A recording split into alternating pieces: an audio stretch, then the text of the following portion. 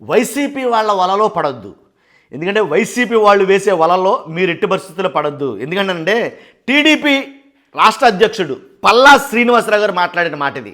అంతేకాదు ఆయనతో పాటు మంత్రి అచ్చెన్నాయుడు గారు, టీడీపీ మంత్రి అచ్చెన్నాయుడు గారు కూడా వైసీపీ వాళ్ళు వేస్తున్న వలల్లో మీరు చిక్కుకోవద్దు అని టీడీపీ వాళ్ళకి హితవు పలుకుతున్నారు. ఎందుకురానంటే కనుక ఏదైతే నారా లోకేష్ గారి గురించి డిప్యూటీ సీఎం గారు అనే ఏదైతే ఒక పదవి గురించి ఎంత రాద్ధాంతం జరిగిందో తెలుసు. అలాగే నారా లోకేష్ గారు డిప్యూటీ సీఎమ్మా అని ఎంతమంది ఎన్ని రకాలుగా వీడియోలు పెట్టారు, ఎంతమంది ఎన్ని రకాలుగా మాట్లాడుతున్నారో అది ఎంత రచ్చరచ్చ చేస్తుందో మీకు అందరికీ తెలుసు. కాబట్టి దీంట్లో భాగంగా మీరు మాత్రం ఇరుక్కోవద్దు అనేది చెప్తున్నారు. అసలు వైసీపీ వాళ్ళు వేస్తున్న ఉచ్చేంటో నాకు అర్థం కాల. పార్టీలకు అతీతంగా ఈ మాట మాట్లాడుకుందాం. ఎవరైతే మీరు వైసీపీ వల్ల పడొద్దు అని టీడీపీ రాష్ట్ర అధ్యక్షుడు ఎవరైతే పల్లా శ్రీనివాసరావు గారు ఈ మాట అన్నారో, మాట అనగానే పకాలించి నవ్వాలనిపించింది నాకు. ఎందుకంటే అసలు ఆ మాట అన్నదే ఆయన, పల్లా శ్రీనివాసరావు గారే దీనికి ఆజ్యం పోసింది కూడా. ఏంటంటే చంద్రబాబు నాయుడు గారు అలా కూర్చుని ఉండగా టీడీపీ రాష్ట్ర అధ్యక్షుడు ఈ పల్లా శ్రీనివాసరావు గారే ఏం మాట్లాడారంటే, మాకు లోకేష్ గారు డిప్యూటీ సీఎంగా కావాలి, తప్పు అయితే క్షమించండి, నేను అడిగిన మాటల్లో తప్పే ఉంటే క్షమించండి, కానీ మాకు ఖచ్చితంగా అన్ని రకాల యోగ్యుడు కాబట్టి అర్హుడు కాబట్టే మేము అడుగుతున్నాం, కాబట్టి నారా లోకేష్ గారిని డిప్యూటీ సీఎంగా చేయండి అని అడిగిన వ్యక్తి ఈ పల్లా శ్రీనివాసరావు గారు కదా. వీడియో ఆయన మాట్లాడిన వీడియో బీభత్సంగా వైరల్ అయింది. మనం మామూలు కాదు, ఆయన ఆదర్శంగా తీసుకుని ఎవరైతే వైసీపీ వాళ్ళలో పడద్దన్నారో ఈ పల్లా శ్రీనివాసరావు గారిని ఆదర్శంగా తీసుకుని ఎంతమంది డిప్యూటీ సీఎంగా నారా లోకేష్ గారు కావాలని అడగలా? మరి ఇది ఎక్కడ చోద్యం? మనమే అన్నామాయే, మనమే చెప్పామాయే, మనం చెప్పిన మాటని మరలా వైసీపీ వాళ్ళు చెప్పారని చెప్పడం ఇది ఎంతవరకు సమంజసం? వాస్తవాలు మాట్లాడాలి. తర్వాత మంత్రి అచ్చెన్నాయుడు గారు కూడా ప్రెస్ మీట్లో మాట్లాడడం జరిగింది. కాబట్టి మీరు వైసీపీ వాళ్ళు పన్నుతున్న ఉచ్చుల్లో మీరు పడొద్దు. ఎందుకంటే వాళ్ళకి కావాలని చిచ్చు పెట్టడానికి, కూటమిలో చిచ్చు పెట్టడానికి ప్రయత్నిస్తున్నారు. కాబట్టి మీరేం కంగారు పడొద్దు అని అంటూనే ఆయన మాట మాట్లాడలేరు. ఏంటంటే బాబు గారి తర్వాత లోకేష్ బాబు గారే సీఎం గారు. ఇదేంటిది? ఇప్పుడు ఆయనేం అనొద్దు అంటాడా, మాట్లాడొద్దు అంటాడా?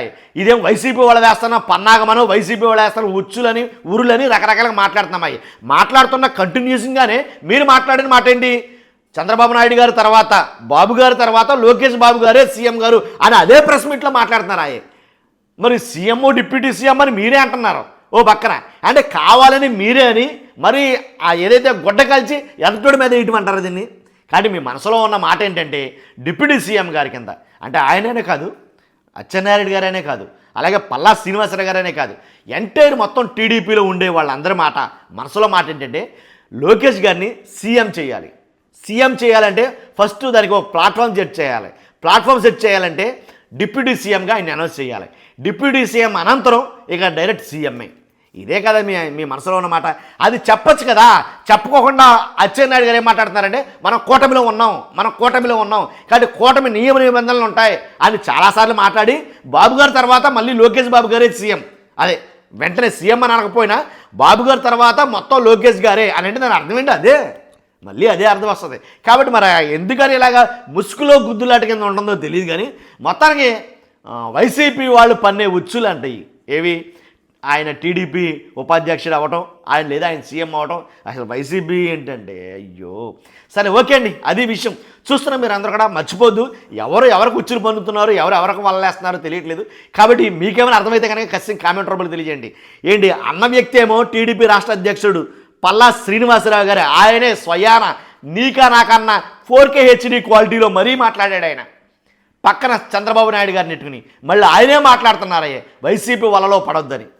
తర్వాత అచ్చెన్నాయుడు గారు అసలు అలాంటిది ఏదీ లేదు, కూటమిలో అన్ని నియమ నిబంధనలు ఉంటాయి, కూటమిలో ఉన్నా మనం జాగ్రత్తగా మాట్లాడాలి అని అన్న తర్వాత వెంటనే కాబట్టి బాబు గారి తర్వాత లోకేష్ బాబు గారే అన్నీ అని అన్నారు. దాని అర్థం ఏంటి?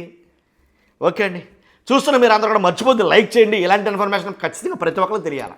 అందుగురించి మీ బాధ్యత లైక్ చేయడం. నాకు కూడా మోటివేషన్ ఉంటుంది మీరు లైక్ చేస్తే. అందుకని కొత్తగా మన ఛానల్ చూస్తే కనుక పార్టీలకు అతీతంగా అయితే మన వీడియోలు ఉంటాయండి. అంటే వాస్తవాల మీద మన వీడియోలు ఉంటాయి, పార్టీ ఏదైనా కానీ. చూస్తున్న మీరు అందరూ కూడా పక్కగా లైక్ చేయండి, సబ్స్క్రైబ్ చేయండి. Thank you very much.